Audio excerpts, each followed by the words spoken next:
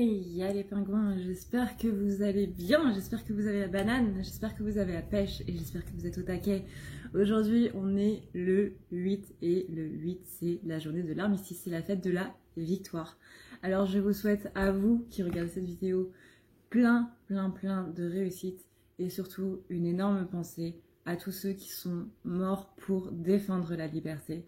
Une petite pensée à eux, une petite prière pour eux et surtout, aujourd'hui, c'est la journée de la paix, c'est la journée de l'armistice. Donc, je vous souhaite que cette paix qui est propagée pour ce jour qu'on commémore aujourd'hui puisse entrer chez vous, que la paix soit avec vous et qu'elle vous apporte l'harmonie pour vous et pour vos proches. On va faire une vidéo très rapide pour célébrer ce jour.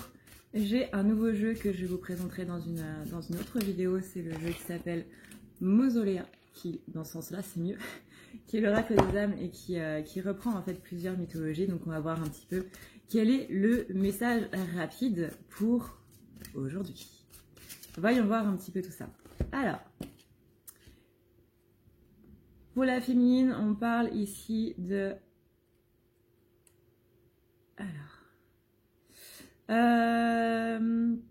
En cette journée de victoire, en cette journée de réussite, du coup, on va parler notamment des...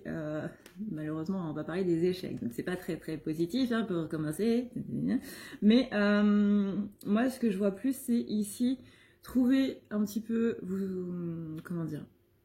Faut que j'arrive à bien formuler dans ma tête, hein, parce que ça fait un peu brouillé tout ça. Pour moi, là, on parle vraiment d'une féminine qui va un petit peu revenir sur quelques échecs qu'elle a eus, mais on lui demande vraiment de passer un petit peu à autre chose. On parle ici de failure. Failure, c'est un petit peu les échecs qu'on a eus, c'est... Oui, c'est les échecs qu'on a eus, mais on parle aussi de stratégie et de trauma. C'est-à-dire que toutes les choses qui nous ont un petit peu traumatisés dans le sens où on ne les a pas réussi, dans le sens où on s'est donné à fond dedans, mais que ça n'a pas spécialement marché, là on nous demande vraiment de réfléchir à une stratégie par rapport à ça, c'est-à-dire de voir les choses d'un autre côté, tout simplement, et de ne plus du coup s'axer sur les défaites que ça nous a données, mais bien d'aller de l'avant par rapport à tout ça. On a ensuite la carte de la Morrigan, je sais plus comment on prononce. On parle ici d'introspection et de ne pas rester dans l'opposition. C'est-à-dire que quand on va partir en introspection, il est possible que du coup on se confronte un petit peu justement à cet ego qui va nous demander de rester du coup dans cette notion d'échec pour ne pas aller de l'avant. L'ego, il faut savoir que c'est cette partie de nous, c'est en psychologie, il me semble que c'est le petit jeu, je sais plus quel terme exactement, mais c'est cette notion qui reste vraiment dans le passé. L'ego ne voit pas l'avenir, il ne voit que le passé. Et dans le passé, justement, il reste sur ses échecs, sur ce côté, ça n'a pas marché, il ne faut pas qu'on recommence parce que ça n'a pas marché. Et c'est ça qui va faire qu'on va avoir peur justement de recommencer ces choses-là. On va avoir peur de sortir de notre zone de confort parce que les fois où on l'a fait, où ça n'a pas marché, c'est ça que l'ego va garder en mémoire en fait. Donc là, on vous dit bien avec la Morrigan de passer, de rentrer dans cette... 1, 2, 3, de rentrer dans cette introspection, mais de ne pas du coup s'opposer à l'ego, vraiment de le laisser aller. On va pas lui dire casse-toi dégage, on va plus essayer de le rassurer.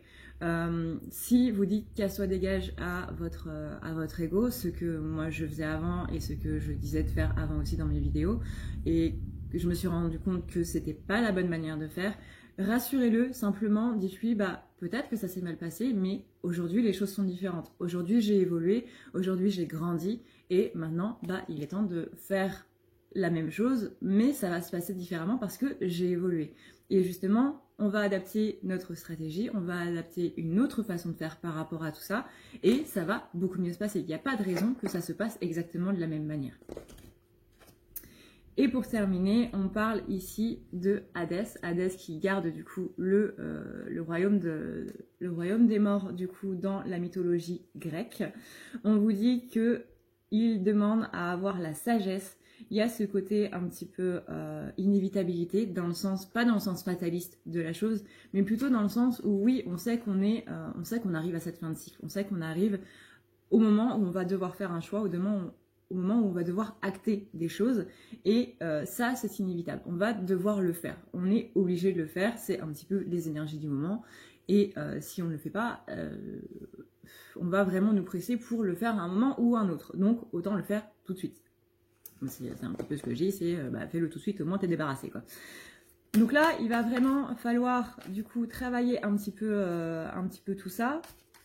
Travailler sur ces notions d'échec, travailler sur le fait que non, ça ne va pas se passer de la même manière et que les choses vont évoluer et on verra que ça va bien se passer. Il n'y a pas de raison vraiment que ça se passe mal. Nous avons évolué, nous avons changé, nous avons grandi, que ce soit en termes physiques, bon moi je grandis plus, voilà, mais que ce soit en termes physiques dans le sens où on a quand même les traits qui changent, etc., malheureusement ou heureusement, hein, ça dépend du point de vue, et on grandit aussi émotionnellement et psychologiquement. On évolue, on change et de ce point de vue-là, il n'y a pas de raison que les choses se passent exactement de la même manière. Donc n'ayez pas peur que les échecs que vous avez eus avant se reproduisent encore. Adaptez par rapport à tout ce qui s'est passé pendant ces 10 dernières années. Encore une fois, voyez toute l'évolution que vous avez eue pendant ces 10 dernières années parce qu'elle n'est pas petite cette évolution, ça fait quand même 10 ans. Et voilà. Et on va tirer une dernière carte du coup pour la féminine. On a le gardien des murmures. Le gardien des murmures, je sais plus dans quelle mythologie il est lui. On va voir ça. Je trouve vraiment très intéressant ce jeu. Il y a certains trucs qui sont pas exactement exacts, mais il est plutôt pas mal. Alors, le gardien des murmures. Des murmures, oui, le gardien des murmures, totalement.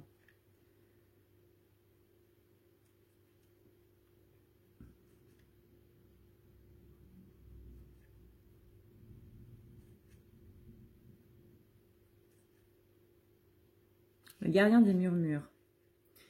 Il est aussi appelé le prophète fou. Le fou connu comme le gardien des murmures réside dans une cavité sous la vallée des saints.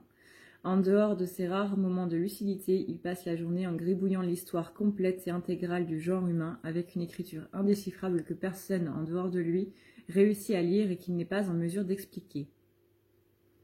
Il représente la curiosité et la connaissance interdite. Il nous dit, en fait, le gardien des murmures, d'aller vraiment chercher justement ces choses un petit peu interdites.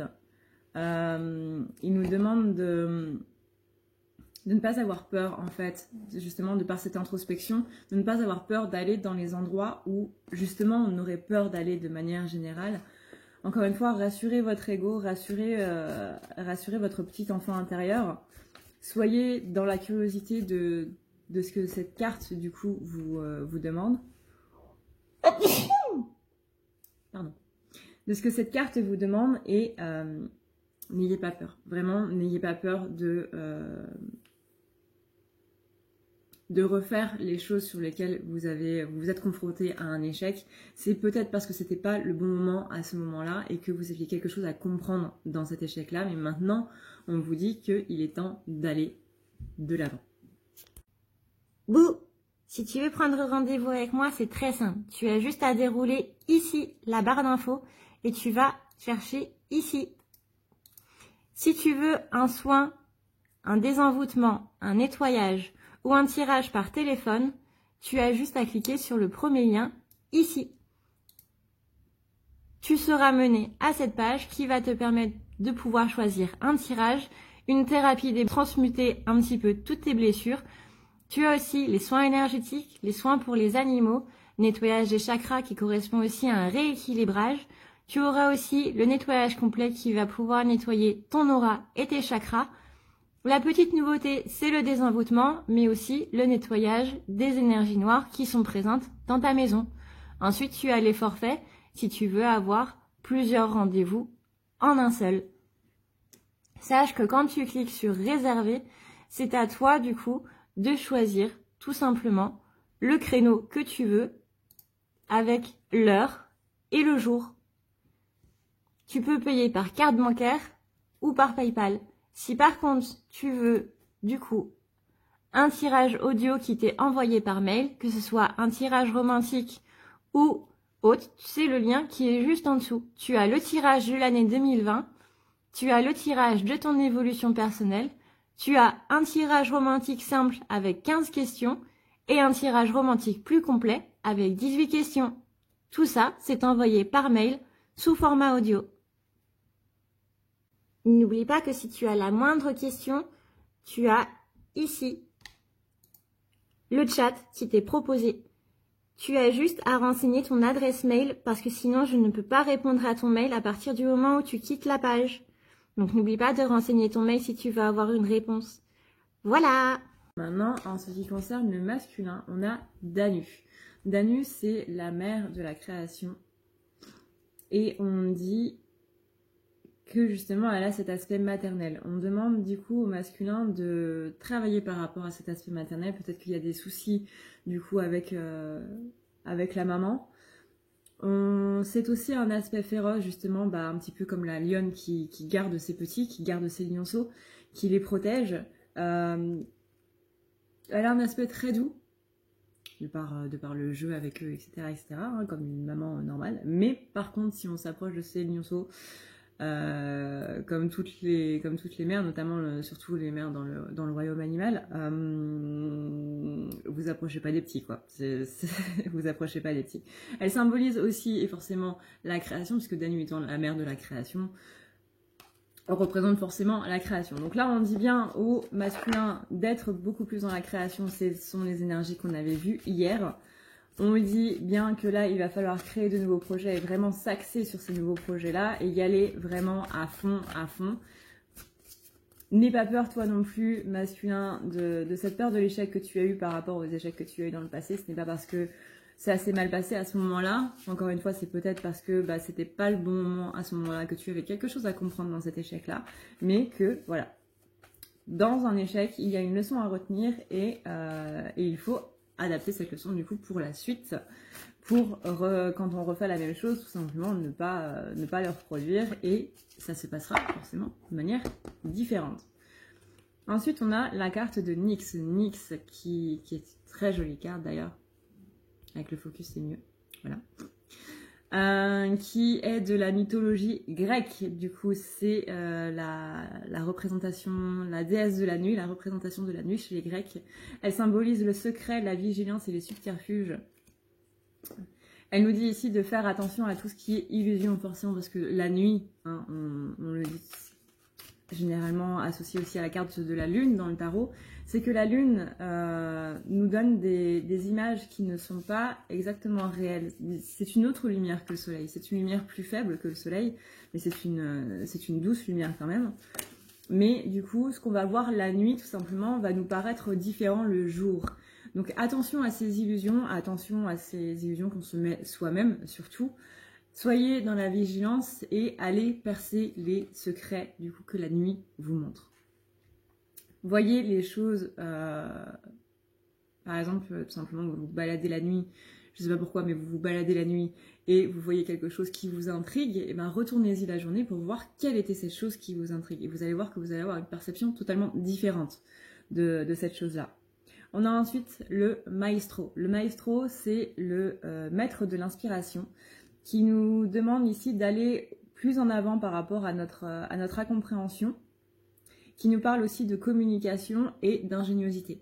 C'est une personne qui est dans l'intellect, du coup, on l'aura deviné, et il dit justement que masculin, toi qui es une personne qui est beaucoup plus dans l'intellect et par rapport à ta féminine par exemple, où tu vas être beaucoup plus dans l'intellect et où ta féminine va être beaucoup plus dans les sentiments, que justement ce que tu ne comprends pas, il va falloir que tu communiques par rapport à ça. Qu'est-ce que tu ne comprends pas? N'hésite pas à dire les choses que tu ne comprends pas et n'hésite pas à aller chercher, encore une fois, par rapport à Nyx, par rapport à Danu, va chercher ces choses, sois curieux en fait par rapport à ces choses-là, comme la féminine, soit dans la curiosité de ce qui se passe, de ce que tu ne comprends pas, demande et tu auras les réponses.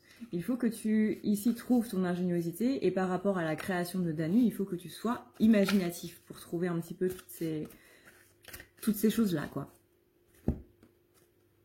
On a aussi la Golden Empress, c'est le joyau d'Abydos. Elle parle ici de potentiel, de confidence et de magnétisme. Elle est associée à la mythologie égyptienne. Donc elle parle du potentiel. Donc là, elle dit au masculin, c'est le bon moment, du coup, surtout avec cette pleine lune, de réveiller ton potentiel, notamment ton potentiel intellectuel, que tu peux allier complètement avec ton côté sentimental. Le fait d'être trop dans les sentiments, c'est peut-être pas spécialement bon, ça dépend du point de vue, hein. Mais le fait d'être trop dans l'intellect, c'est pas bon non plus. C'est l'équilibre entre les deux, le cœur et la raison. Voilà, les deux peuvent complètement s'allier et les deux doivent justement s'allier parce que c'est le but un petit peu de tout ce développement personnel, hein. C'est de trouver cet équilibre entre les deux, histoire qu'il n'y en ait pas un qui marche sur l'autre et il n'y en ait pas un qui soit en train de dominer l'autre.